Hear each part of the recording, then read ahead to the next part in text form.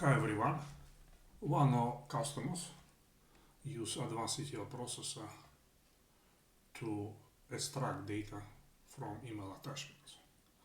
The problem he has is that from time to time the customers will send him the same file again, and what he wants to do, he would like to avoid double processing of attachments. So we created for him an example, and I'm going to demonstrate how we can do the same. So first of all, we need to create a table which will hold a list of files together with checksum. The table looks like this. So it has checksum column, created, and file name, and it is empty right now.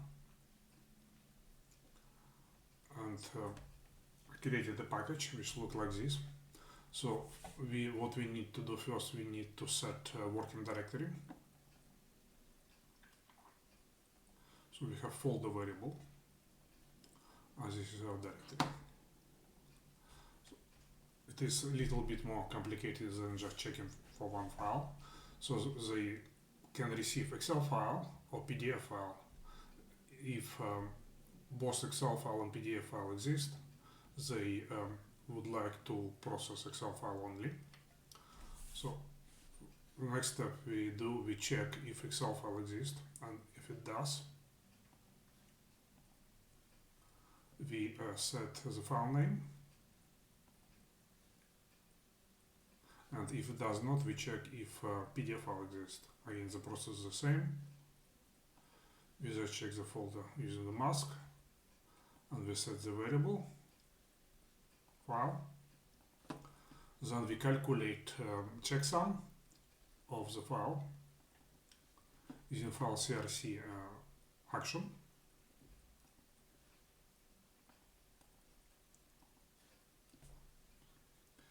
This CRC value is stored in result variable.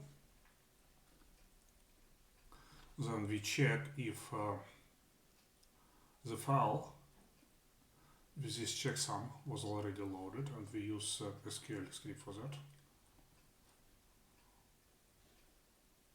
Let me show you the script. It's very simple. So here's the script, and if it was not loaded, we escape the file name, because the file name may have some special characters in it.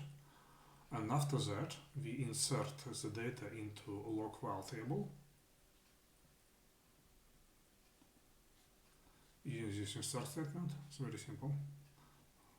And we escape in the file name because it can have interior single quote, and that will lead to error. And if a file was loaded before, we show the user the message. So let's run the package and see what happens. So we just run it.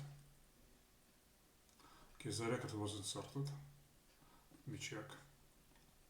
So it is, here we have checksum, escaped file name, and date and time when the record was created. Let's run it again.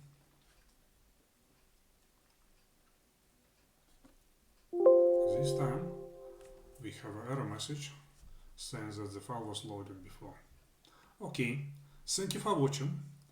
If you have any questions or suggestions, or would like us to help you with your automation challenges, please post your questions on our support forum. Please like and subscribe. Bye.